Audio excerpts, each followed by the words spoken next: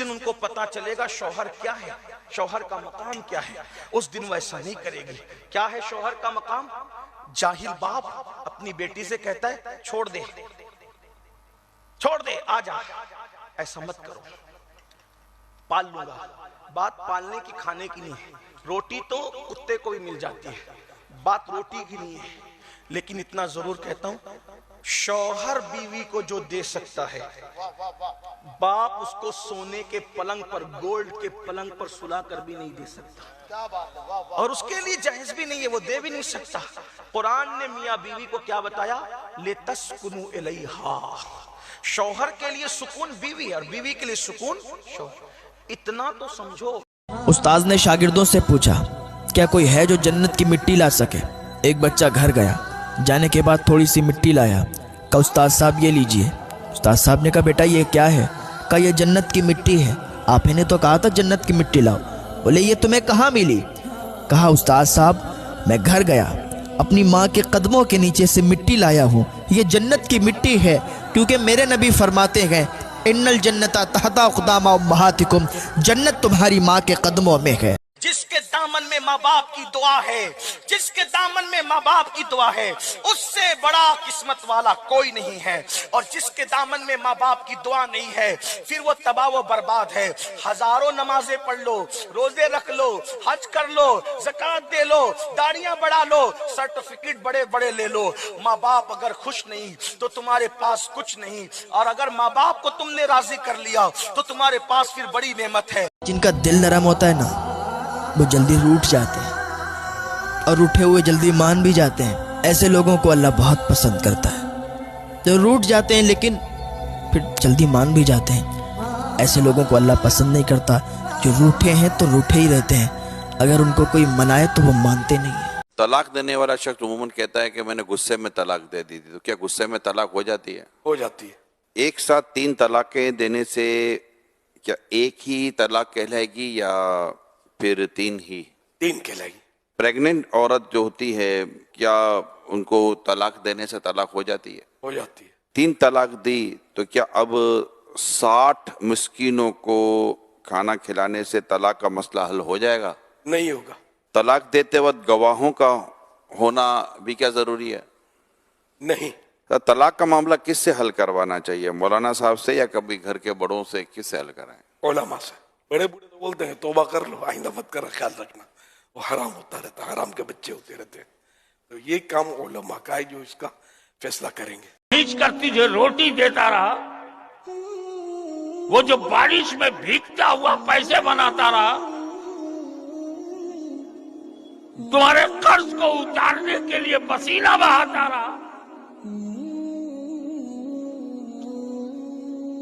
اپنی محنت و مشقت کو نچوڑ کر 4 پیسہ کما کر جو تیرے پیٹ میں ڈالتا رہا، وہ کون تھا؟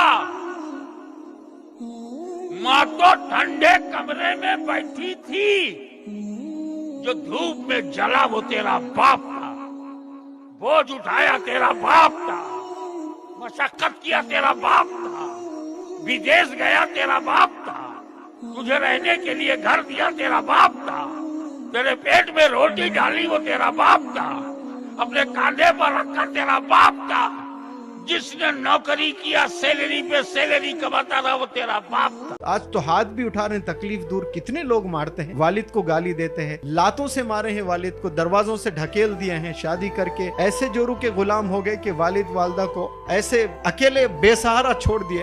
جب تو کچھ نہیں تھا، تیرے میں دم نہیں تھا، کھڑے نہیں ہو سکتا تھا، تو لیٹ نہیں سکتا تھا، مچھروں سے بچاتی تھی نا ماں تیری، بھول گیا؟ تو مچھر کو بھی نہیں مار سکتا تھا، تیرے میں وہ دم نہیں تھا، چیٹی اگر تیرے پہ رینگ تھی تو وہ چیٹی کو تو ہٹا نہیں سکتا تھا، تو 2 دن کا تھا، اس وقت میں وہ چیٹیوں سے بچایا کرتی تھی ماں، اس وقت میں وہ مکھیوں سے بچایا کرتی تھی، اس وقت میں وہ مسکیٹوز سے بچایا کرتی تھی۔ آج تیرے میں کچھ دم آ گیا، کچھ جیب میں پیسے آ گئے، ایک خوبصورت بیوی آ گئی، اپنی ماں کو بھول بیٹھا، اپنے والد کو بھول بیٹھا، گالی بھی دیتا ہے۔ تو یہ جوانی ڈھلنے کی ہے، تجھے بھی بچے ہوں گے، تیرے بھی ساتھ جب ہوگا تب تجھے پتا چلے گا۔ آج تو ہاتھ بھی اٹھا رہے ہیں، تکلیف دور، کتنے لوگ مارتے ہیں، والد کو مالدار بنو، مالدار بناؤ۔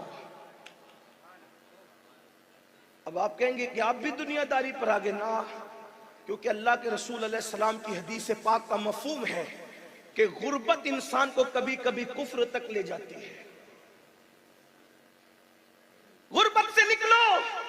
امام سفیان ثوری رضی اللہ تعالیٰ فرماتے ہیں تجوریوں سے پیسے نکال کر مارکیٹ میں لگاؤ اور مالدار بنو، چونکہ غربت کفر کے دروازے تک لے جاتی ہے۔ غربت کی چکی سے نکلو، پلان کرو مالدار کیسے بنے، مگر ہاں مالدار بننے کے لیے یہ نہیں کہ آپ جوئے سے مالدار بننے لگے، سود سے مالدار بننے لگے۔ مالدار بننے کا مطلب یہ نہیں کہ آپ کسی کا گلا دبا کے مالدار بنے۔ مالدار بننے کا مطلب یہ نہیں کہ معاذ اللہ ثم معاذ اللہ آپ کسی کا ہڑپ کر کے مالدار بنے، نہیں۔ حلال میں برکت ہے، حرام میں۔ ارے تف ہے تمہاری زندگی پر، تمہاری ماں اور تمہارے والد تم سے ڈر کے بات کر رہے ہیں، میں ان کا بیٹا ہوں، میں ان کی اولاد ہوں، میں ان کی ملکیت ہوں، وہ مجھ سے کس بات کا ڈریں گے؟ وہ مجھے حکم فرمائیں، وہ عرض نہ کریں، وہ آرڈر کریں مجھے، وہ حق ہے ان کا۔ مگر آج انداز ہی بدلتا جا رہا ہے، اور یقین جاننا یہ مکافات عمل ہے۔ اگر آپ نے اپنے ماں باپ کا ادب نہیں کیا نا، آپ اس کی ریفلیکشن اپنی اولاد